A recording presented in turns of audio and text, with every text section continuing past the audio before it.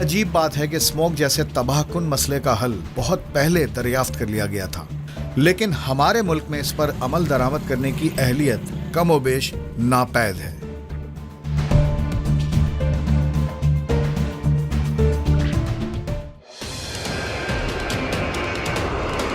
مصنوعی بارش کا نام آتے ہی ذہن میں خود بخود طیاروں کے ذریعے فضا میں کیمیائی اجزاء کے وسیع چھڑکاؤ کا خیال آتا ہے۔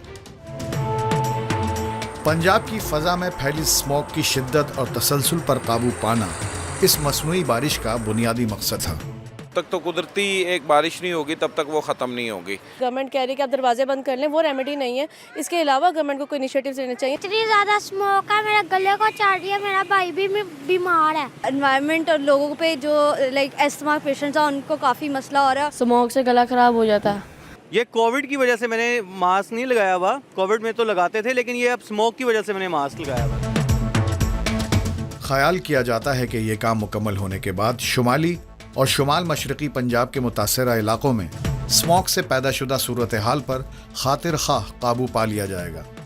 آرٹیفیشل رین کا سہارا لینا ہوگا اور یہ ہمیں وقفے سے ان بارشوں کا جو ہے کرنا پڑے گی تاکہ ایئر جو ہے وہ ڈائلیوٹ ہو سکے۔ ہم اس نیچرل طریقے سے بارشوں کو اٹریکٹ کریں اور ان کو بلائیں یہاں پر اور بارشیں یہاں پر ہوں۔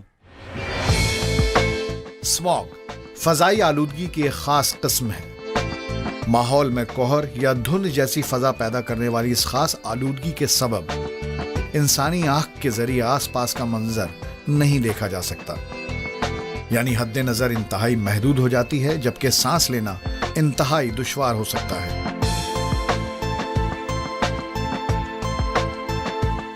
اس میں ہیوی میٹلز بھی ہوتے ہیں، کاربن پارٹیکلز بھی ہوتے ہیں، تو یہ آپ کی اسکن کو بھی ڈیمیج کرتے ہیں، یہ آپ کی آئیز کو بھی ڈیمیج کرتے ہیں، اور یہ جب آپ کے لنگس میں جاتے ہیں تو ایک بیماری ہوتی ہے فائبروسس، وہ بھی ڈیولپ ہوتی ہے۔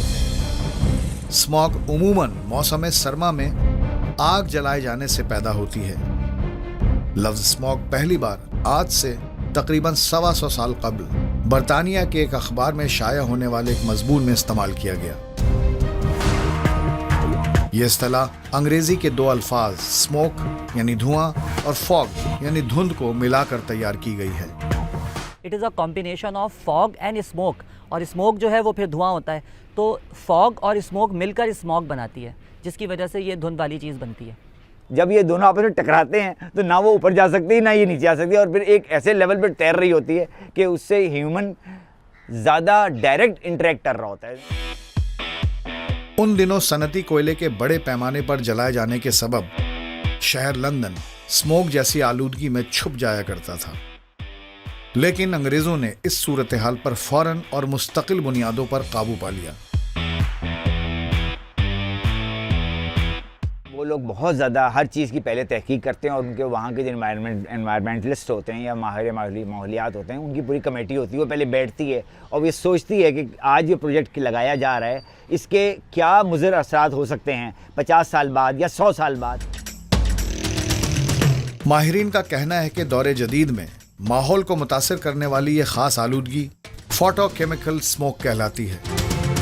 گیس، لکڑی، کوئلے، گیسولین، کیمیائی رنگوں اور دیگر صنعتی اجزاء کے جلنے سے نائٹروجن آکسائڈ پیدا ہو کر فضا میں پھیل جاتی ہے۔ موسم سرما میں اسموک عموماً زمین کی سطح سے لے کر بالائی فضا تک چھائی رہتی ہے۔ یہ ایک فوٹو کیمیکل ریئیکشن ہے اور یہ ڈفرینٹ ایئر پالوٹنٹس کے اشتراک سے ہوتا ہے، اور ہمارے جو ایئر پالوٹنٹس ہیں جس میں ہم ناکس اور ساکس کی بھی بات کریں گے جو کہ ایسڈ رین کا باعث بھی بن سکتے ہیں، اس میں یہ اہم کردار ادا کرتا ہے فوٹو کیمیکل ریئیکشن۔ اب یہ ایلیمنٹ جب یہ اس کی جب انٹریکشن ہوتی ہے شعاؤں سے، میں یہ سمجھ لوں کہ سورج کی روشنی سے، اور اس کی شعائیں آگے سے ٹکراتی ہیں تو اس کے بعد جو ہے وہ ایک لیئر بن جاتی ہے۔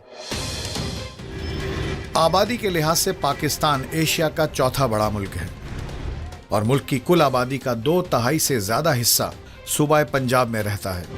پنجاب میں گنجان آبادی والے 3 بڑے شہر لاہور، فیصل آباد اور گوجرانوالہ ان دنوں شدید اسموک کی لپیٹ میں ہیں۔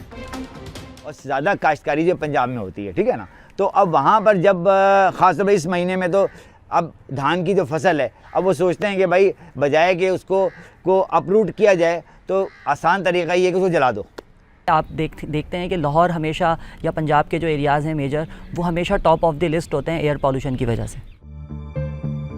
پنجاب میں زہریلی اسموک کے پھیلاؤ کے سبب اب تک ہزاروں افراد متاثر ہو چکے ہیں. صورتحال میں شدت کے سبب صوبائی انتظامیہ کے پاس شہری زندگی معطل کر دینے کے سوا کوئی چارہ نہ تھا. اسکول، دفاتر، مالز اور پبلک پارکس مکمل طور پر بند کر دیے گئے.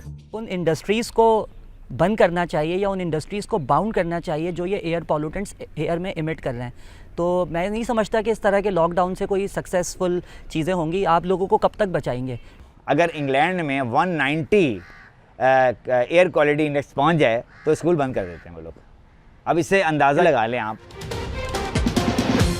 ہندوستان میں بھی خاص طور پر مشرقی پنجاب اسموک کے اثرات سے دوچار ہے.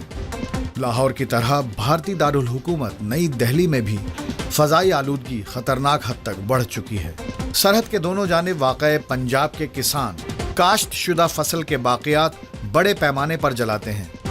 یہ صورتحال اسموک کی شدت میں فیصلہ کن اضافے کا سبب بنتی ہے.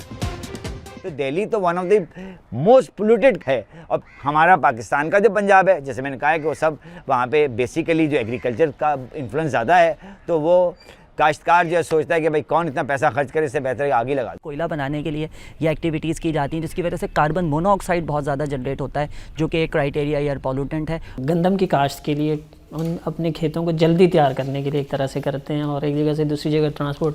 اب گورنمنٹ کو بھی مطلب اگر وہ اس کو سنجیدگی سے لیتی ہے تو ان کو اس پہ بہت سختی کرنی چاہیے کہ اس طرح سے نہ جلائیں اور اس میں مزید آلودگی کا باعث نہ بنے.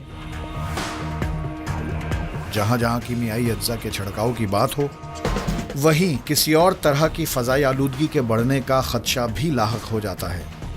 بارش جس کیمیکل کے تھرو کی جا رہی ہے اس کیمیکل کی کمپوزیشن کو دیکھنے کی ضرورت ہے. ایسا نہ ہو کہ سیکنڈری ایئر پالوٹنٹ جو ہے وہ بننا شروع ہو جائے. کوئی بھی چیز جو سپرفیشل ہو، وہ آرٹیفیشل ہو، مصنوعی طریقے سے کی جائے، اس کا ریپرکشن ہو سکتا ہے. نقصانات اس کے ایز سچ کوئی نہیں ہے، لیکن یہ مطلب کاسٹلی ایکسپیریمنٹ ہے. یعنی بہت بڑے پیمانے پر آپ خرچہ کر کے بہت تھوڑے سے ایریا کو بہت وقتی سا فائدہ پہنچا سکتے ہیں. کہا جاتا ہے کہ روزمرہ کی زندگی میں اجتماعی رویے اور طرز زندگی میں معمولی سی تبدیلیاں اسموک جیسی آفت پر قابو پانے میں مددگار ثابت ہو سکتی ہیں. ہر اس چیز سے اجتناب کرنے کی ضرورت ہے جو کہ ہمارے ماحول کو اور ہماری صحت کو خراب کرو. اور اب ہمیں یہ طے کرنا ہوگا کہ ہم اپنی آنے والی جنریشن کو کس طرح کا انوائرمنٹ دے کے جانا چاہ رہے ہیں. تعلیم تو ایک الگ چیز ہے اور تربیت ایک بہت ضروری چیز ہے. ہم نے جیسے آج مجھ سے لوگ بھی پوچھتے ہیں کہ آپ اتنے آپ جو ہیں یہ پودوں سے محبت کرتے ہیں. میں کہتا ہوں یہ مجھے ورثے میں میرے اپنے گھر سے ملا، کیونکہ میری تربیت اس انداز میں ہوئی کہ میں آج ان کی اہمیت کو بھی سمجھتا ہوں اور ان سے محبت بھی کرتا ہوں. اور اخراج آپ جب کم کر سکتے ہیں کہ جب آپ آلٹرنیٹ انرجی پہ جائیں، یعنی آپ کی ٹرانسپورٹ الیکٹرک ہو جائے تو آلودگی کم ہوگی. کم فاصلوں کے لیے انجن والی گاڑیوں کا کم سے کم استعمال، سائیکل اور چہل قدمی کو ترجیح دینا، بڑے فاصلوں کے لیے موٹر سائیکل اور کار پولنگ، پبلک ٹرانسپورٹ کا زیادہ سے زیادہ استعمال، گاڑیوں اور ان کے انجن کی مناسب دیکھ بھال، کم درجہ حرارت والے اوقات میں ایندھن بھروانے اور کاشتکاروں کا فصل کی باقیات جلانے سے پرہیز کرنے جیسی عادتیں مستقبل میں اس مسئلے سے مکمل طور پر نجات دلا سکتی ہیں.